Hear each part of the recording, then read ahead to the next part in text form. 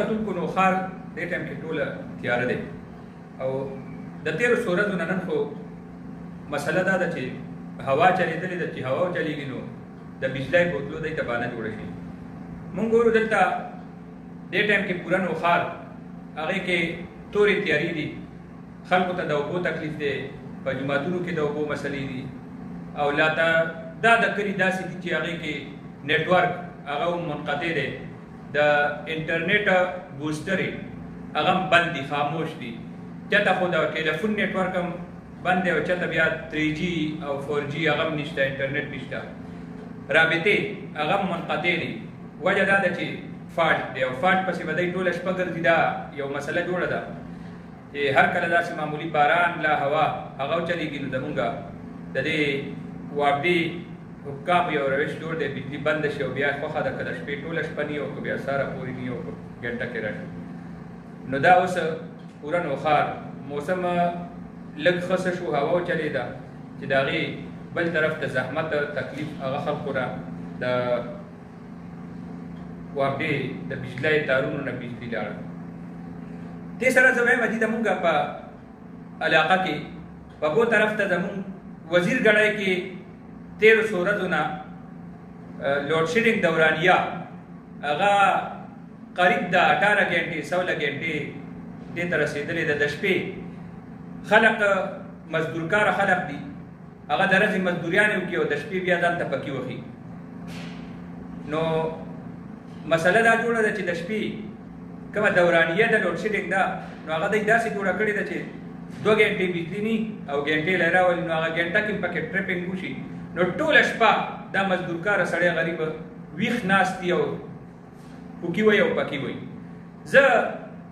دې اعلی حکامو ته چارواکو ته زموږ چې کوم MNA-ګان MPA-ګان دي هغه خو دې لاړل اوده دي،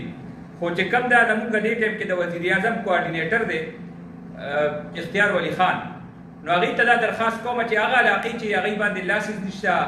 او هلته کې د بجلی غلا نشته، فیډر یې صحیح دي، نو هغې ته خو از راه کرم د لوډ شیډینګ دورانیه دا چې کومه هغه معمول مطابق لوډ شیډینګ کېږي هغه دې کېږي، بل د لوډ شیډینګ دورانیه دې داسې کې په دې خلکو دې رحم وکړي چې د شپې دا آرام دا خلکو ته کم از کم میلو شي. یو شپږ ګنټې خو مسلسل د دې 12 نه تر ساعت 5 پورې خو بجلي مه بوځئ. نو زه ګورم د 1300 ورځو نه 8 بجې بجلي لاړه شي، 11 بجې راشي، بیا 12 بجې لاړه شي، بیا 2 بجې راشي، بیا د خوښې خبره ده که 3 بجې راغه او که 2 نیمې راغه لاړه، نو بیا منځونو ټایم کې بیا راشي او پړک وکړي. انتهایي افسوسناک امر دی او دا د خلکو نه د څه انتقام اخیستی شي په دې باندې نه پوهېږم. لکه دې ټایم کې خلک په عذاب کې مبتلا دي، عبادتونه یې تباه، عبادتونه یې خراب دي او معمولات چې کوم روزګارونه دي هغه یې تباه او برباد دي، کارخانې بند دي، کوم چې د هغوی د بجلۍ سره تړلي کاروبارونه دي هغه روان ویجاړ. د ټیلرانو چې کومه مسله د دې ټایم کې اختر را روان دی د دې اډو څه معمول نشته که نه دي، نو دی خلکو ته یو تکلیف او یو عذاب یو زحمت جوړ کړی دی.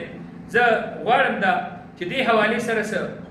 لایحه عمل هغه د قوم ته مخې ته راوړي او زمونږ دا چې کم د دې متعلقه ذمه دار خلک دي هغه د دې نوټس والي او نوټس یې داسې والي چې کم از کم د شپې دا آرام دا خلکو ته پوره میلو شي. د ورځې دي بیا چې د 2 ګنټو پسې د 3 ګنټې بجلي بوځي د ورځې، خو د شپې کم از کم دا دورانیه دا د شپې 12 نه سهار مونځه پورې دا خو یو مخ باندې کوي. خلکو ته کم از کم 8 ګنټې تاسو لوډ شیډینګ 8 ګنټې تاسو بجلي ورکړې ده او چېرته 12 ګنټې ده، نو هغې کې داسې شیډیول دې جوړ کړی شي چې د ورځې د زیاته بوځي او د شپې د کمه بوځي. مطلب دا دی چې د شپې خلق آرام وکړي، مزدورکاره خلق دي، زمینداران خلق دي، نوکرپیشه خلق دي، نو پکار دا دی چې دا داسې شیډیول جوړ شي چې خلک د شپې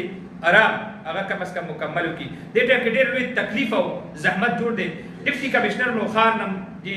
مونږ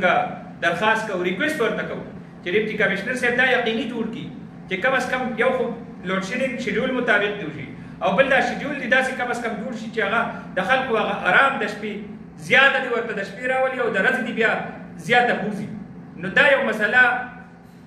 ګټي سلجاویږي او مسایل حل کېدای شي که دی وغواړي نو زموږ مشران دي په دې باندې د فوکس وکړي په دې باندې د سوچ وکړي